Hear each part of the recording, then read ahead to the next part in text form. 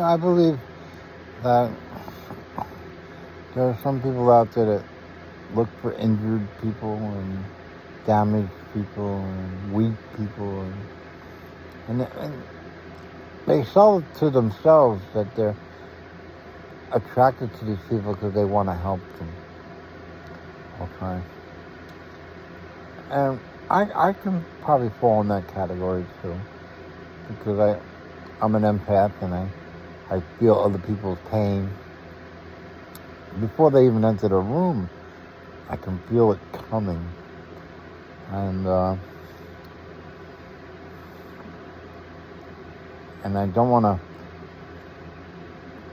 yell at it or chase it away. I want to love it back to help. When I see someone hurting, I want to help them. But there's nothing wrong with that. But some people will take it too far.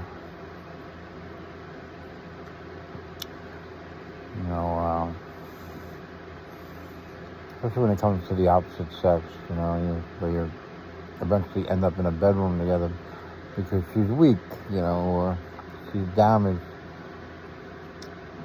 And the problem with that is, if you do fix her and you do get her better, she's going to reject you because she accepted you when she was hurt, when she was damaged. But when she's healthy and she's back, and she doesn't want anything to do with you. She'll be like, she'll feel grateful that you helped her, but she's not going to love you. And that's why you want to be strong, and you want to go for strong people. It's like a queen. I'm a king. I'm the king, and I'm looking for a queen. But I'm not looking for a damsel in distress. I'm looking for a warrior princess like me. A warrior queen. I'm a warrior king. Look, I took on the mob. I took on the MS-13. I took on Russia. I took on everybody. I'm a warrior king. And I need a queen that's going to do that with me and complement that and help me. And looking for weak women or hurting women or damaged women, I'm not going to find that queen there.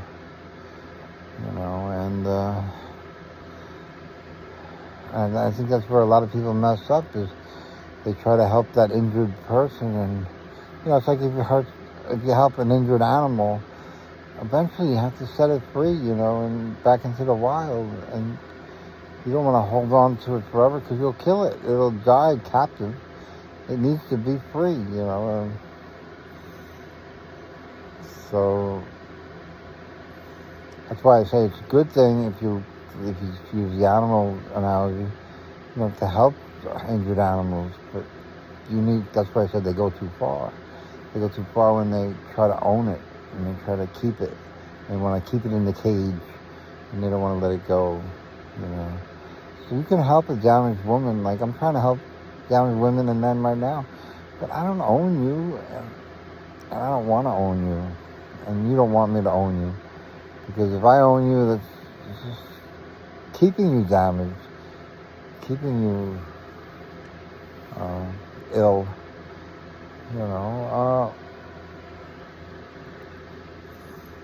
and if you end up in the bedroom, you kind of end up with a package that gets damaged for the rest of their lives because you went in there in a damaging situation, It's just like if you have a wild animal that's injured and you allow it to mate, or that baby is screwed. It can maybe never get set free because it can never survive in the wild, because it wasn't born wild. It was born in a cage. So the mother can be set free, but the baby can't. So I'm trying to create a scenario you can understand, but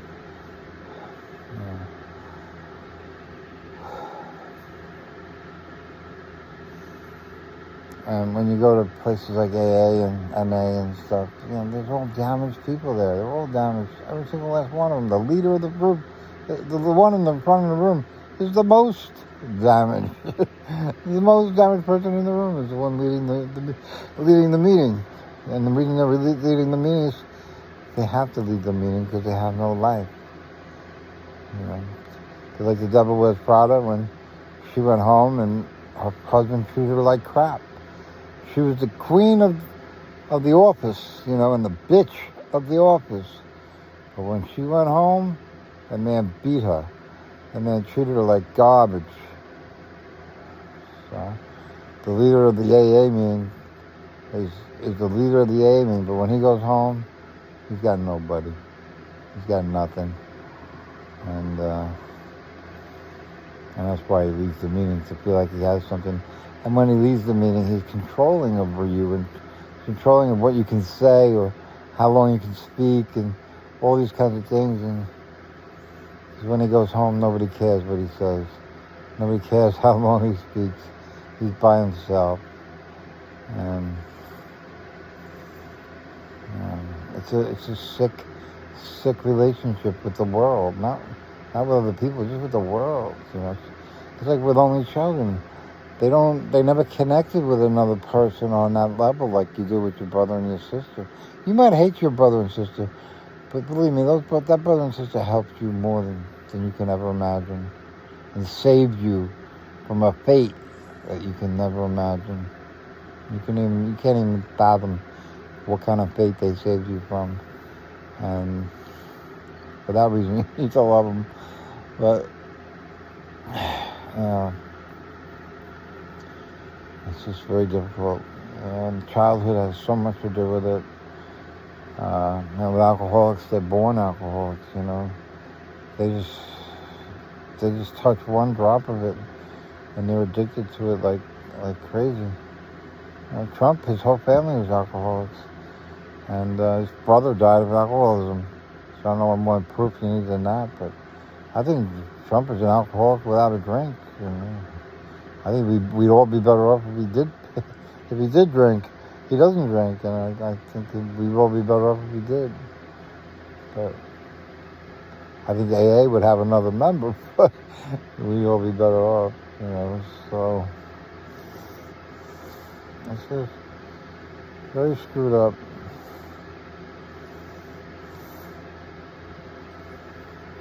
Life is very screwed up. So, and it's very beautiful, you know. It's very beautiful. You know, it's like Van Gogh. He lost his ear, but he made beautiful art. You know, he made beautiful pictures. And like a Pollock, which is very ugly. I mean, if you really look at it, the art is kind of ugly, but it's very pretty at the same time. It's very unique at the same time. You know, so. And that's how our relationships are, you know. Some of them are very ugly, but they're very loving underneath. You know, you might hate each other, but you really love each other. And that's what you're really doing. You love each other so much, so deeply, but you just can't handle it. You personally, you can't handle the love you feel for your spouse. So you beat them up, or you mentally, physically, whatever, you beat them up. You know, you always torture them. They can never do enough. Because you're trying to give you, like when you cheat on a woman, and then you treat her like shit, and you're like, this is why I cheated on her, because she's no good, you know, and she deserved me cheating on her, you know, and we all know how foolish that is, but, you know, it's all rationalization, you know. Rationalization is like masturbation. You know, when you're fucking yourself, you know. And I love that line, but stop doing it. You're fucking yourself. Yeah. Get yourself healthy so you can be with healthy people. And you won't chase them away. And, you know, it's going to take years. We're not talking an overnight thing here. We're not talking to go to one AA meeting and you're fixed. Or go to one therapy session and you're fixed. Therapy takes years.